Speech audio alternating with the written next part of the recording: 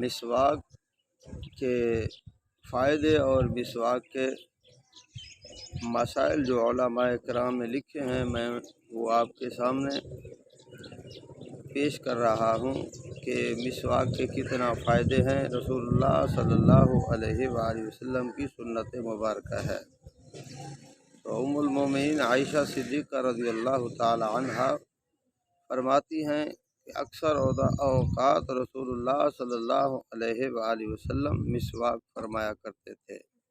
یعنی اکثر اوقات سے مراد یہ ہے کہ گھر آتے تو مسواک فرماتے، گھر سے جاتے تو رسول اللہ صلی اللہ علیہ وآلہ وسلم مسواک فرماتے تھے۔ تو فرمایا اگر آپ نماز کا وضو کر رہے ہیں تو آپ کے پاس اتفاقاً مسواک نہیں ہے، عادت آپ یہ نہ بنا لیں، آپ کے پاس مسواک ہونی چاہیے۔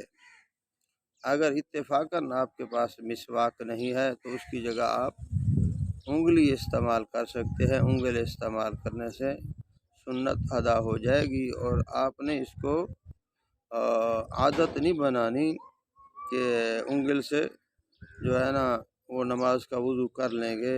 آپ عادت یہ بنائیں کہ ہر وقت آپ کے پاس مسواک رہنی چاہیے۔ اور آپ ذرا غور فرمائیں کہ مسواک کے صحت کے لیے کتنا فائدے ہیں۔ اگر آپ مسواک نہیں کرتے تو آپ جس مجلس کے اندر جائیں گے تو آپ کے منہ سے بدبو آئے گی، تو وہ مجلس والے آپ سے نفرت کریں گے۔ آپ جہاں بیٹھیں گے تو اگر آپ کے منہ سے وہ بدبو آ رہی ہے، آپ کے دانتوں سے بدبو آ رہی ہے، تو اس سے لوگوں کے پاس کیا میسج اور پیغام پہنچے گا کہ کلمے والے، رسول اللہ صلی اللہ علیہ وسلم کے ماننے والے، رسول اللہ صلی اللہ علیہ وآلہ وسلم کی اتباع کرنے والے لوگ کس طرح کے ہیں۔ اور آپ نے مسواک کو ساتھ رکھنا ہے۔ اس کے بہت بڑے فائدے علماء کرام نے لکھے ہیں۔ رسول اللہ صلی اللہ علیہ وسلم کی ہر سنت کے اندر اللہ نے خیر رکھی ہے۔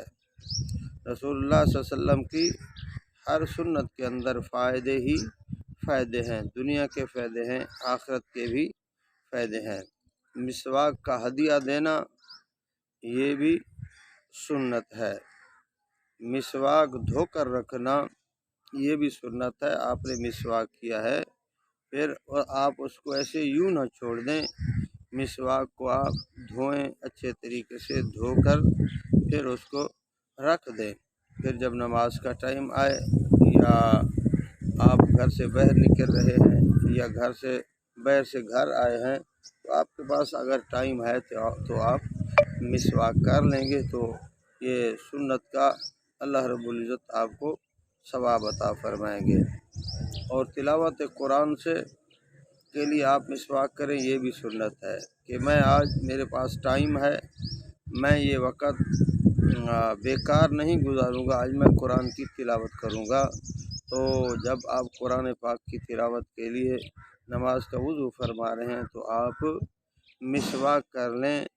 تو یہ بھی قرآن پاک کی تلاوت کے لیے مسواک کرنا، اس کو بھی علماء کرام نے سنت لکھا ہے۔ اور مسواک فصاحت زبانی کا باعث ہے۔ جو آدمی مسواک کرتا رہتا ہے، اللہ رب العزت اس کی زبان کے اندر فصاحت رکھ دیتے ہیں۔ اللہ رب العزت بہت ہی نعمتوں سے اسے نوازتے ہیں۔ تو آئیے میرے بھائیوں، رسول اللہ صلی اللہ علیہ وآلہ وسلم کی ہر سنت پہ ہم عمل کرنے والے بن جائیں، تو دنیا کے اندر بھی اللہ رب العزت ہمیں عزتیں عطا فرمائیں گے، اور رسول اللہ صلی اللہ علیہ وسلم کی سنتوں کی محبت سے اللہ تجھے اور مجھے انشاءاللہ نجات عطا فرمائیں گے۔